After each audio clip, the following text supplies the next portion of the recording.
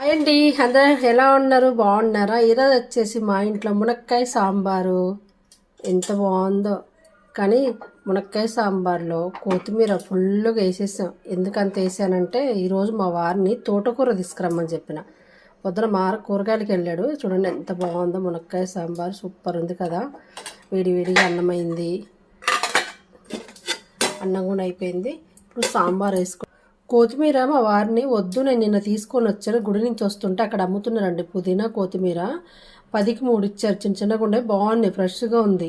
తీసుకొచ్చా, వద్దు ఏమొద్దు అని చెప్పా. కొత్తిమీర, పుదీనా, బీట్రూట్, క్యారెట్లు ఉండే, మిగతా ఏమన్నా తీసుకురండి మునక్కాడ అట్లాంటివి అంటే. కొత్తిమీర ఎంత పెద్ద కట్టలు తెచ్చారో చూడండి. బీట్రూట్ నేను ఏదైతే వద్దనో అయ్యే పట్టుకొని వచ్చాడు, చూపిస్తాను.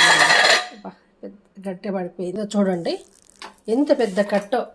ఎంత వాడినా మాత్రం ఇంత పెద్ద కొత్తిమీర చూడండి, ఎంత పెద్ద కట్ట. నేను తెచ్చాను, ఇందులో సగం ఉంటుందిలేండి, సగం కూడా ఉండదు. కానీ చాలా బాగుంది, ఫ్రెష్గా బాగుంది కదా అని ఎంతగానో వాడతామండి చెప్పండి. కొత్తిమీర అంత పెద్దదా. పుదీనా చూడండి, పుదీనా నేను ఎక్కువ నాన్ వెజ్లో తప్పక ఎక్కువ వాడను.